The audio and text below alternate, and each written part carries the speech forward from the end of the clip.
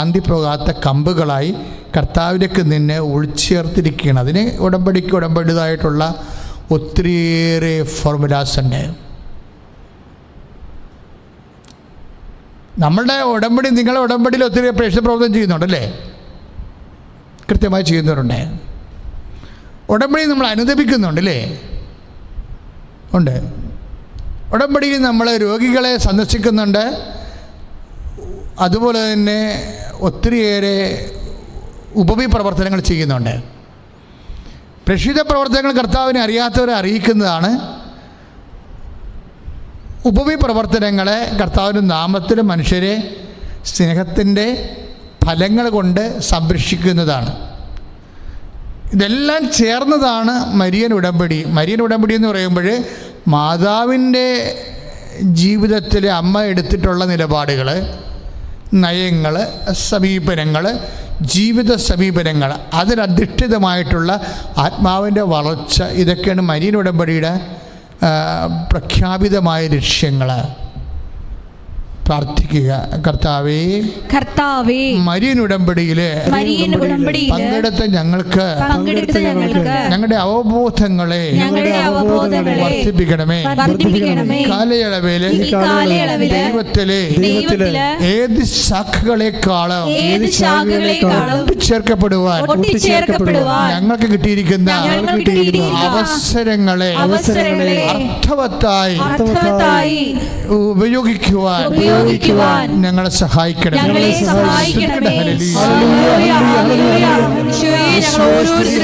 കൂടുതൽ ഫലം പുറപ്പെടുവിക്കുന്ന ശാഖകളായി രൂപാന്തരപ്പെടുത്തണമേ. മത്തായിയുടെ സുവിശേഷം 7:24-25 പ്രാർത്ഥിക്കുന്നു.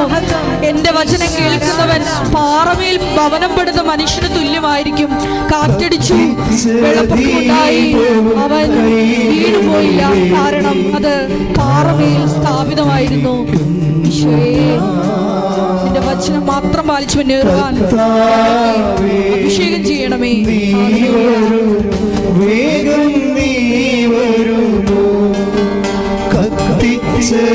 ദീപവും കൈകളിലേന്തി കാത്തിരിക്കുന്നു ഞാൻ.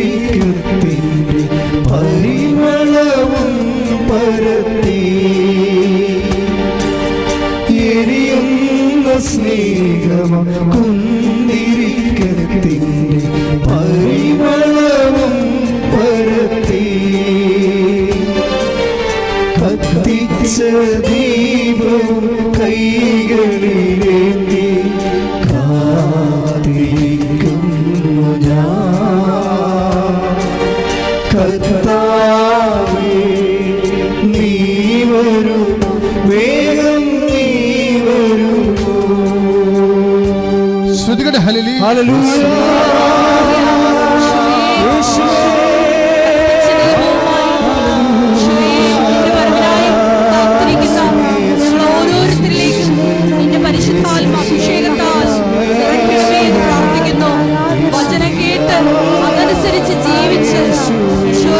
പ്രതിസന്ധി ഘട്ടങ്ങളില് പാറ പോലെ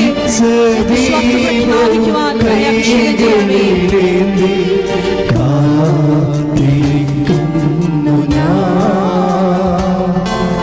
കർത്താവേ, നീ വരൂ, വേഗം നീ വരൂ. കത്തിച്ച ദീപം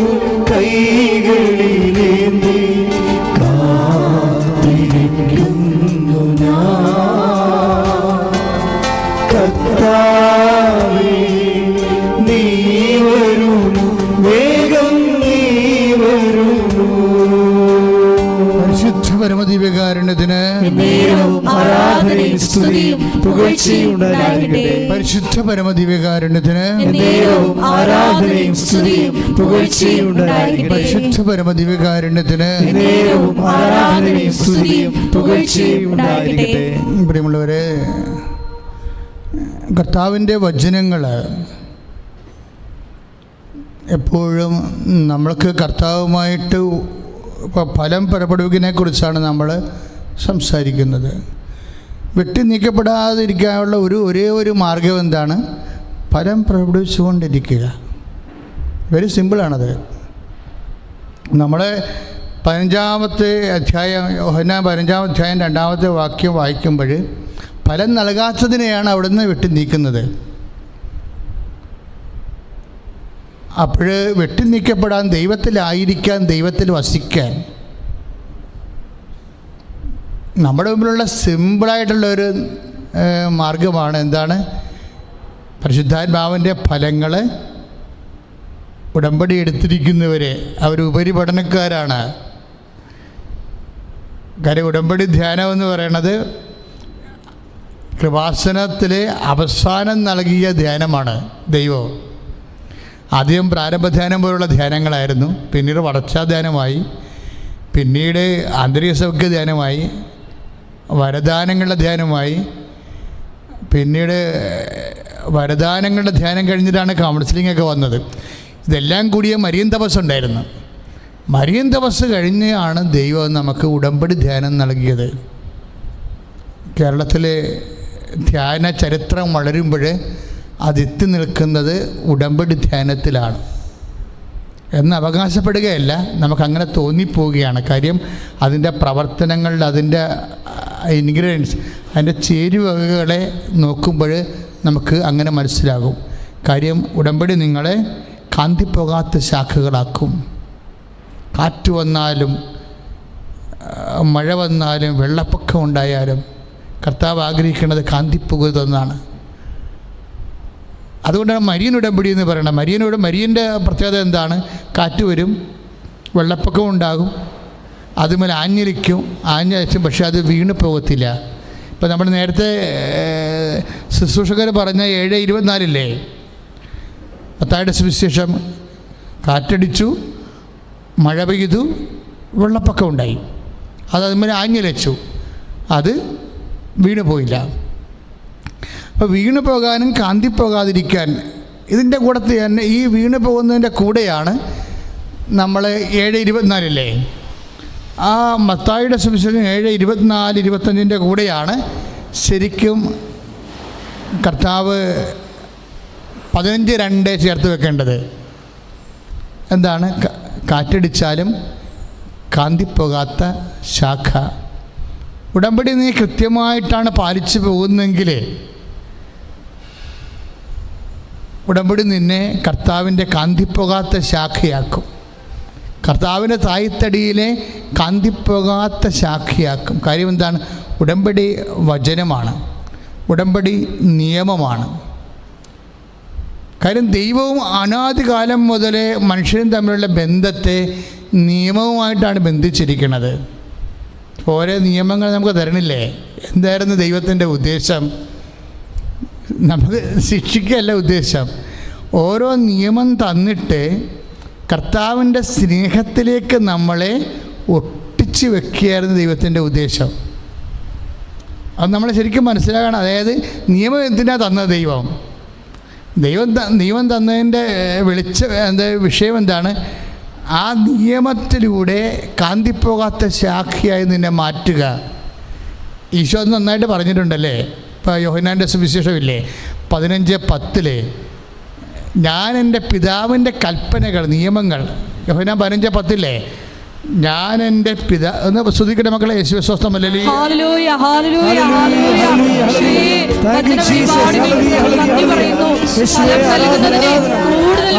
ഹല്ലേലൂയ. അവിടുത്തെ വലിയ സ്നേഹത്തിന് ഞങ്ങൾ നന്ദി പറയുന്നു.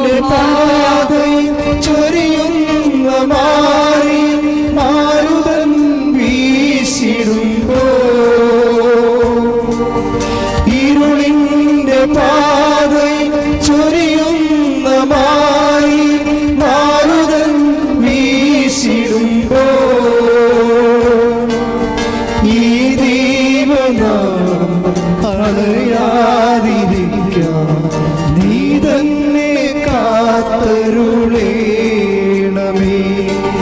പരമദിവ്യകാരുണ്യത്തിന് എന്നേരവും ആരാധനയും സ്തുതിയും പുകഴ്ചയും ഉണ്ടായിരിക്കട്ടെ. യോഹന്നാന്റെ സുവിശേഷം 15:10 ഞാൻ എൻ്റെ പിതാവിൻ്റെ കൽപ്പനകൾ ഏറ്റുപറഞ്ഞ് ഞാൻ എൻ്റെ പിതാവിന്റെ കൽപ്പനകൾ പാലിച്ച് അവിടുത്തെ സ്നേഹത്തിൽ നിലനിൽക്കുന്നത് പോലെ നിങ്ങൾ എൻ്റെ കൽപ്പനകൾ പാലിച്ചാൽ എൻ്റെ സ്നേഹത്തിൽ നിലനിൽക്കും. അപ്പോൾ നിയമം തന്നിരിക്കണേ എന്തിനാ? കൽപ്പനകൾ തന്നിരിക്കണേ എന്തിനാ? ഇപ്പം സ്നേഹിക്കാൻ പറഞ്ഞാലും മാതാപിതാക്കന്മാരെ ബഹുമാനിക്കാൻ പറഞ്ഞാലും അതുപോലെ തന്നെ കക്കരുതെന്ന് പറഞ്ഞാലും അങ്ങനെ എല്ലാ കൽപ്പനകളും അതിനെല്ലാം പിന്നിലുള്ളത്. ഇപ്പോൾ ഞാൻ രോഗിയായിരുന്നു, നിങ്ങൾ എന്നെ സന്ദർശിച്ചു. രോഗികളെ സന്ദർശിക്കുക എന്നുള്ളത് നിയമമാണത്, ഉപവിയുടെ നിയമമാണ്, സ്നേഹത്തിൻ്റെ നിയമമാണ്. പക്ഷെ അത് വേറെ രീതിയിലാണ് ആ നിയമം അവിടെ കർത്താവ് ക്രമീകരിച്ചിരിക്കുന്നത്. ഇപ്പോൾ മത്തായി ശ്ലീഹായുടെ സുവിശേഷം 25:35 നമ്മൾ വായിക്കണത്. കാരുണ്യപ്രവർത്തികൾ എന്ന് പറയുന്നത് എല്ലാം നിയമങ്ങളാണ്, സ്നേഹത്തിൻ്റെ നിയമങ്ങളാണ്. എന്തിനാണ്? നിങ്ങൾ കാന്തിപ്പോകാതിരിക്കാൻ. കാറ്റ് വന്നാൽ കാന്തിപ്പോകാതിരിക്കണേ എന്തിനാണ്? തായ്തടിയോട് ചേർന്ന് നിന്നുകൊണ്ട് ഫലങ്ങൾ പ്രകടിപ്പിക്കാനാണ്. ഫലങ്ങൾ എന്തിനാണ് പുറപ്പെടുവിക്കണത്? അതെല്ലാം സാക്ഷ്യമാണ് ശരിക്കും. അത് നമുക്ക് പിന്നീട് വരാം. ഈ ഫലങ്ങളെല്ലാം എന്താണെന്ന് അറിയണം. സ്നേഹം, ക്ഷമ, ദയ, നന്മ, വിശ്വസ്തത, ആത്മസംയമനം എന്നൊക്കെ പറയണത് ഗലാത്യർ 5:19 ആത്മാവിൻ്റെ ഫലങ്ങളാണെങ്കിലും ഫലങ്ങൾ, fruits of the Holy Spirit, basically what is it? അതെല്ലാം സാക്ഷ്യങ്ങളാണ്. Fruits of the Holy Spirit എല്ലാം ടെസ്റ്റിമണീസാണ്. ശരിക്കും പറഞ്ഞാൽ ഞാൻ കർത്താവിൻ്റെ സ്നേഹത്തിന് സാക്ഷിയാകുന്നു. ഒന്ന് പ്രാർത്ഥിച്ചേ. കർത്താവേ, അങ്ങയുടെ സ്നേഹത്തിന് സാക്ഷിയാകാൻ ആത്മാവിൻ്റെ ഫലങ്ങളാൽ ജീവിക്കുവാൻ എന്നെ സഹായിക്കണം.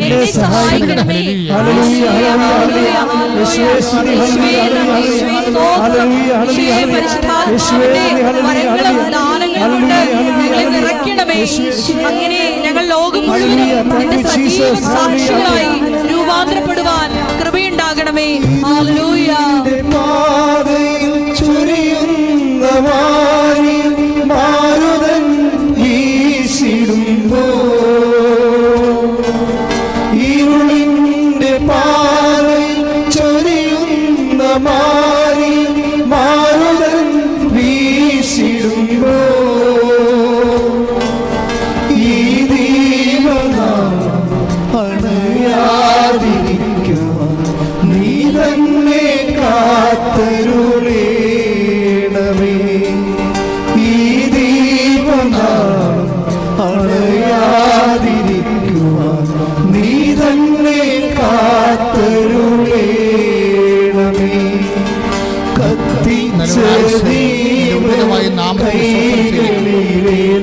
ദീപവും ഞങ്ങൾ കൈകളേന്തി അങ്ങേ കാത്തിരിക്കുന്ന കർത്താവേ, വിശ്വാസത്തിന്റെ ദീപം, സ്നേഹത്തിന്റെ ദീപം, ഈ അനേക മക്കൾക്ക് പ്രകാശമാകുവാൻ ഞങ്ങളുടെ സുവിശേഷത്തിന്റെ വചനത്തിന്റെ സാക്ഷിയാക്കണമെന്ന് പ്രാർത്ഥിക്കുന്ന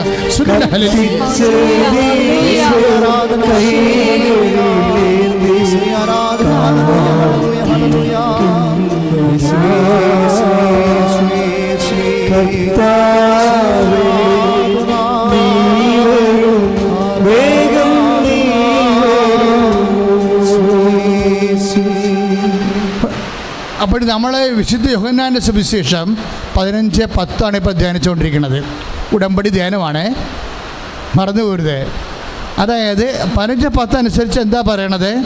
ഞാൻ എന്ന് പറഞ്ഞ ഞാൻ എൻ്റെ പിതാവിൻ്റെ കൽപ്പനകള് പാലിച്ച് അവിടുത്തെ സ്നേഹത്തിൽ നിലനിൽക്കുന്ന പോലെ എൻ്റെ കൽപ്പനകള് പാലിച്ചാൽ നിങ്ങൾ എൻ്റെ സ്നേഹത്തിൽ നിലനിൽക്കും. അപ്പൊ കൽപ്പനകൾ, നിയമങ്ങൾ എന്തിനു വേണ്ടിയാണ്? കർത്താവിൻ്റെ സ്നേഹത്തിൽ നിലനിൽക്കാൻ വേണ്ടിയാണ്. കർത്താവിൻ്റെ സ്നേഹത്തിൽ നിലനിൽക്കാത്തത് ആരാണ്? ലോകത്തിൻ്റെ അധികാരിയാണ്. വ്യക്തമല്ലേ? കർത്താവിൻ്റെ സ്നേഹത്തിൽ നിലനിൽക്കാത്തത് ആരാണ്? ലോകത്തിൻ്റെ അധികാരിയാണ്. ലോകത്തിൻ്റെ അധികാരിയെക്കുറിച്ച് ഈശോ എന്താ പറയണത്? വിശുദ്ധ യോഹന്നാൻ്റെ സുവിശേഷം 14:30-31. വിശുദ്ധ യോഹന്നാൻ്റെ സുവിശേഷം 14:30-31. ലോകത്തിൻ്റെ അധികാരി ആരാണത്? അതായത് ഇതാ ലോകത്തിൻ്റെ അധികാരി വരുന്നു, അവന് എൻ്റെ മേൽ കാര്യമൊന്നുമില്ല. Nothing to do with me.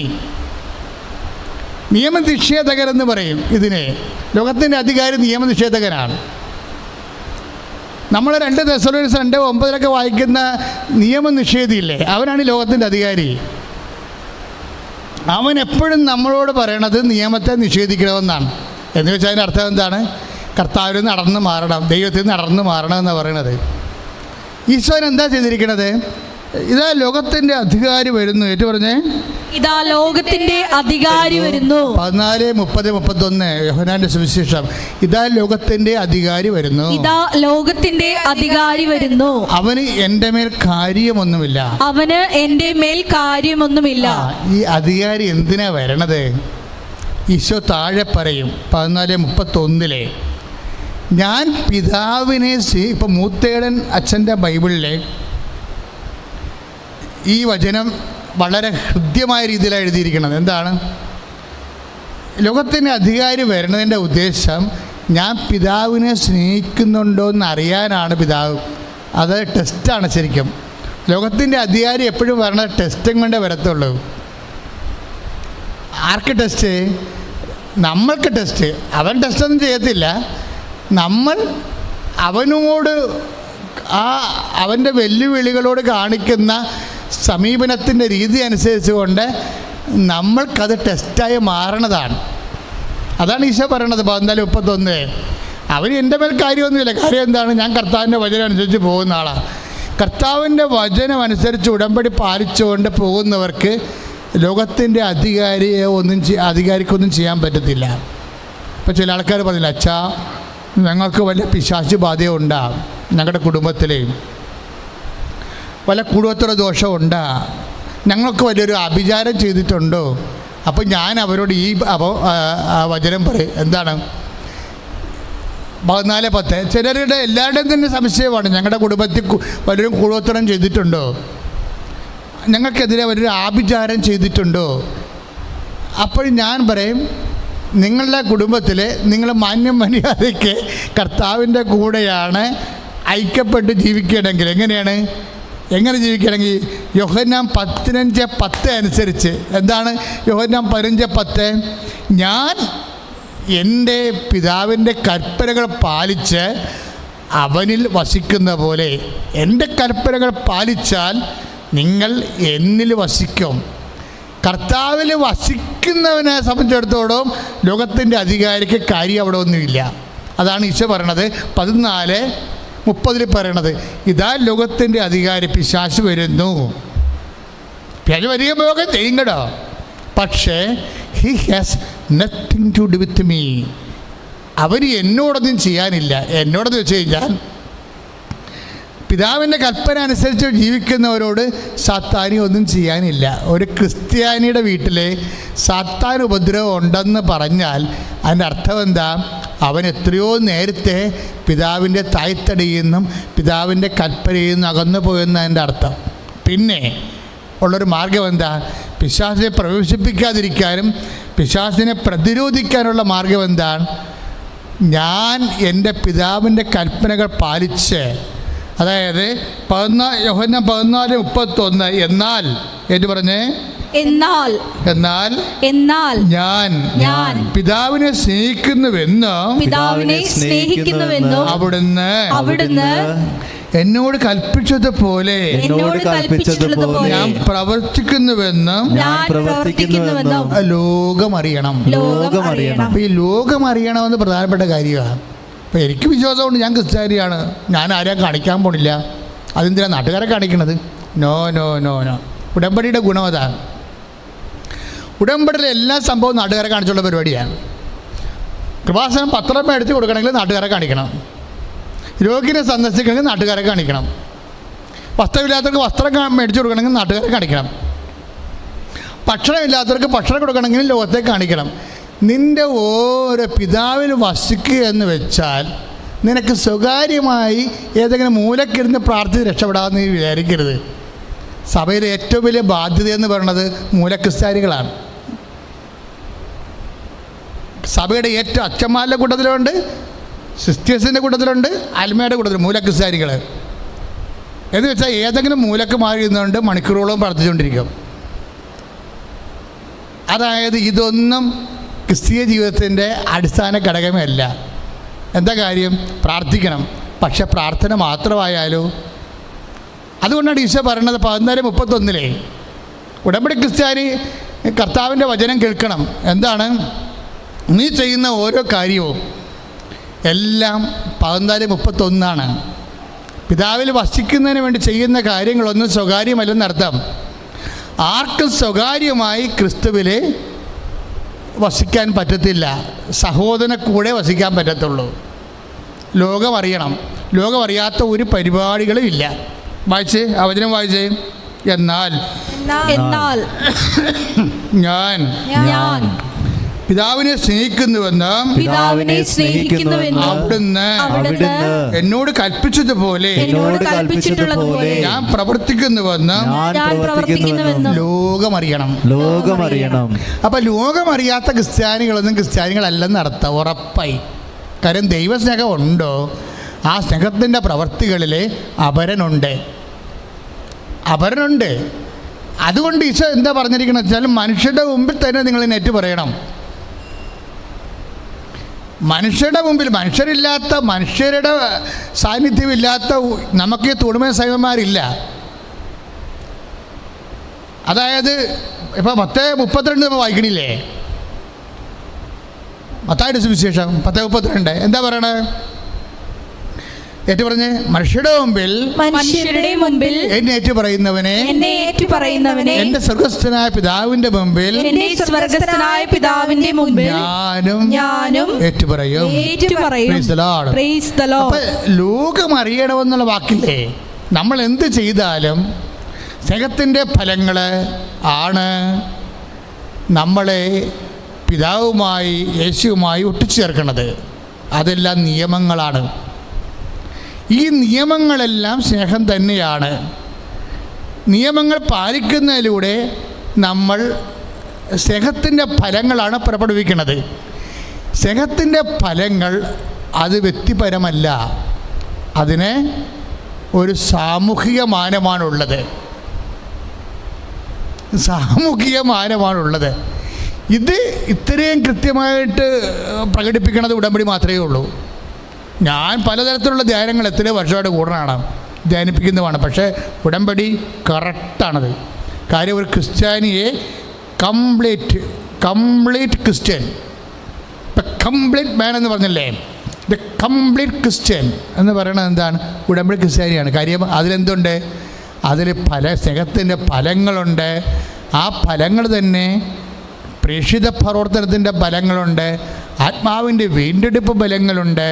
പിന്നെ തായ്തടിയിൽ കൂടുതൽ ഫലം കായ്ക്കാൻ വേണ്ടി ചിലപ്പോൾ ദൈവം വെട്ടിയൊരുക്കുന്നു വരും. കാര്യം വെട്ടെന്ന് പറയത്തില്ല, അത് കർത്താവ് പറയുന്ന ഒരു ഒന്ന് ശ്രദ്ധിച്ച മക്കളെ. യേശു സ്വസ്ഥം. ഹല്ലേലൂയ.